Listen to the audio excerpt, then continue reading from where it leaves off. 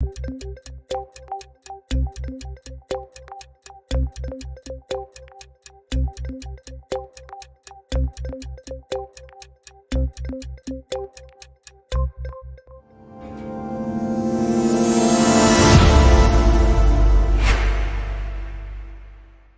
everybody from the Western Ag Network. You know, multiple use is a huge topic these days on America's public lands, and of course, all of its different users. And in Montana, time is running out for the public to submit their comments in support of the U.S. Forest Service's proposal for a land exchange in the Crazy Mountains there in south central Montana. Now, joining us today is Jess Peterson with Western Sky Strategies to talk a little bit about the history of the Crazy Mountain Excess Project and really the history behind this historic land exchange here in this part of Montana. Well, we're excited to be here, and thanks for this opportunity. And again, what an incredible story. And this is actually a story where both sides are coming together. There's not one side or the other side. It's both sides coming together. You're talking cowboys, conservationists, hunters, anglers, all coming together to provide certainty, both in the livestock and managing those century-old ranches up there, in addition to the public getting certainty so they know that they can get increased access up into the Crazies. It's been a process, and we're getting close to the finish line. We just need folks to weigh in on an exciting proposal that has something in there literally for everyone. Now, that deadline is fast approaching. It's coming up this Friday, December 23rd at midnight. Talk about what it's been like to bring all these different interests together around the table to have this important discussion. And as you just mentioned, we are getting very close to the finish line, which doesn't always happen with a great idea like this when you're involving so many different people. So much work had been done before I ever stepped into it. About the last 3 years now, I've been able to kind of facilitate the ranchers and the sportsmen, bringing them together, getting a better understanding which each side values and needs to make this a successful proposal. And we're there. I mean, we have pretty near everything put together, and we'll walk through that here in a minute. All these incredible opportunities and access points and certainty for these ranchers. They had been working, you look at Checkerboard, and this goes back over 50 years, goes back to 100 years to when they were bringing in the railroads into this country and giving up parcels to private landowners, and the federal government still maintaining some. That helped get us this country developed, but what it did was created checkerboarded all over our federal lands across this country. Certainly in the case in the Crazies, the Forest Service is doing an incredible job of trying to bring this together. So if you have your leases and you have private lands in this area with the ranchers, create some certainty, get some contiguous sections put together, and then for the public, there's these trails, contested trails, confused trails, trails to nowhere. You have a solid trail that literally comes in at Big Timber Canyon, 22 miles. It connects up there in the Crazies. That's a 40-mile total loop trail. So you're going to get that connectivity. You're going to get increased hunting access to some of the prime elk and mountain goat habitat in the country. It's in the Crazies, and so you'll increase that. In addition, we talk about things that keep coming along. As we worked with it, hunters and anglers said, we got to have more. There's something more in there. Smeller Lake, never before accessed. A lake, amazing fishing, plus all the different streams that come off of those lakes. And in that area, you'll get that angling, you'll get that trail, privately funded trail, you'll get that hunting access, and that trail will connect clear over to Sweetgrass region there, and into the Sweetgrass, which has never been done before too. So again, you have that trail connectivity, you have that access, and you have all that open recreation. What an exciting opportunity.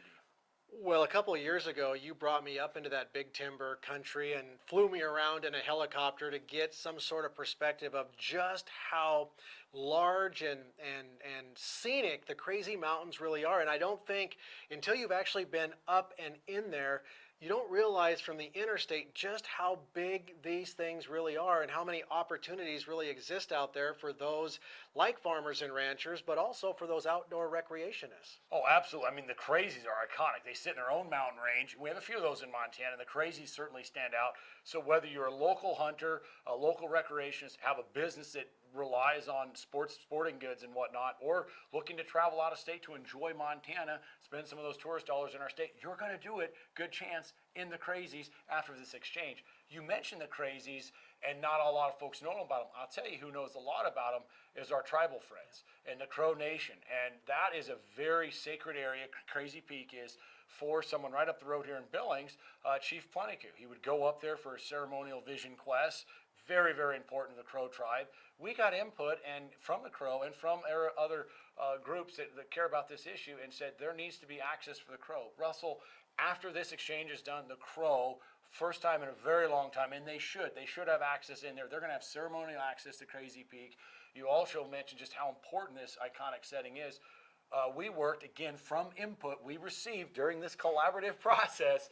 Folks said, would you put an easement with the Montana Land Reliance on the Crazy Peak? We've also got that. So again, not only are you getting that access, but you're maintaining, you're ensuring that it's going to be wide open, preserved area, in addition to that cultural value that it holds for the Crow Nation and others. Well, absolutely. And of course, the agricultural community is very important to us and our audience. And through this whole thing, our farmers and ranchers along the Crazy Mountains, are they happy and on board with what's going on now?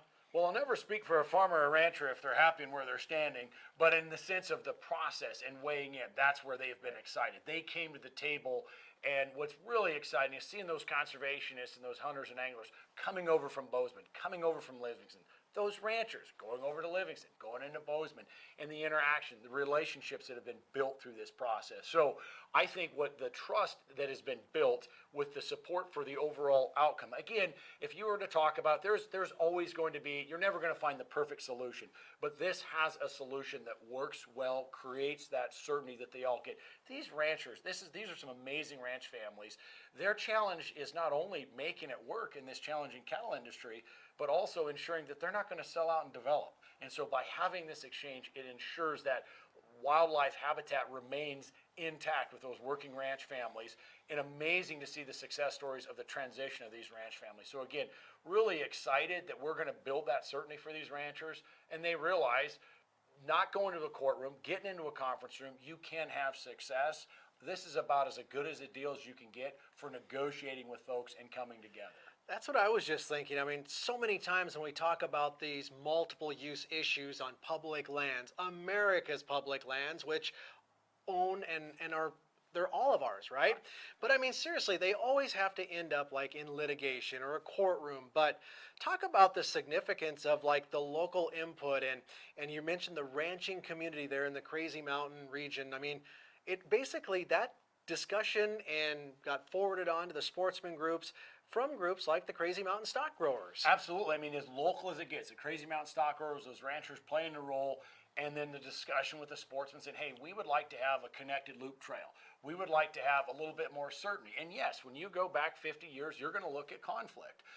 So we go from a little bit of, we went from conflict to casseroles. We basically started having potluck dinners and these discussions over, well, if we could just know how to get into this area, if there was a connected trail, and then you all, and there was a lot of respect from the sportsman community, knowing that it's a tough way to make a living with these ranchers. And so what went from the Crazy Mountain Stock Growers and went to the Crazy Mountain Working Group, and then Crazy Mountain Access Project, which is where we're sitting here today, took everyone together and all the different entities and all the different faces and all the different players and brought them together to really move this forward. And I'll tell you who doesn't get a lot of credit in this, and they rightfully deserve it, is the Forest Service. The Forest Service has worked extremely hard. They know when they're working with those permittees, the ranchers, they know they need some certainty.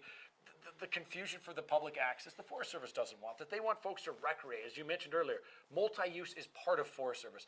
They have done an incredible job of encouraging the public to weigh in, which folks can do right now. They can weigh in, but we really need to hear from them that this concept is workable, because without the public weighing in right here, right now, we're going to lose this deal because of not enough public interest. So it's really, really important for folks just to take that 2 minutes, less than that, right here on the portal that sees on the screen, and weigh in, because this is a true success story. Well, absolutely. So, I mean, we've been mentioning time is kind of the essence here, because the deadline is this Friday, December 23rd at midnight. Folks can find that information on how they need to do so by looking at their television screen right now. But they can also find more information online at crazymountainproject.com. So if we get enough folks to submit comments, then Jess, and if we get what we need to deliver to the U.S. Forest Service by this Friday's deadline, what happens next? What happens in 2023? When is the finality of this, and when does it become reality? Well, we're ready for that finality. I'll tell you what. I know these ranchers are. I know these sportsmen are. I know I am. I'm just the facilitator. But the day the ink's dried on this, I can't wait to get up there and recreate. Take the girls up there, do a little hiking, do a little fishing. I'm always hunting for cattle like you in the fall, so I'll let the hunters take in the good elk habitat there. But this will get done if folks weigh in, as you've mentioned. Forest Service will then evaluate all those comments, and then they will seek to move this forward in 2023. So give yourself a great gift this year under the tree. Put a bow on it. Get your comments in so you know you were part of the Crazy Mountain Access and all the effort and the certainty that went into that. We're looking to see this thing get wrapped up here in 2023. What an incredible process. Let's get it together with a Montana solution that works for everyone. Absolutely. Well said, and I think we'll leave it at that. One more thing, though, before we go. Merry Christmas and Happy New Year Merry to Christmas you and your family. To you and everyone at Western Ag Network and all the viewers out there. Exciting times. Well, we appreciate that. Again, we've been talking about the Crazy Mountain Access Project with Jess Peterson with Western Skies Strategies. Again, talking about the proposed land exchange happening as we speak with the U.S. Forest Service right now. Again, that deadline to submit your comments in support of this land exchange is this Friday, December 23rd at midnight. So please do your part. Help this project become a reality. And in the meantime, you can always find more details online by visiting crazymountainproject.com.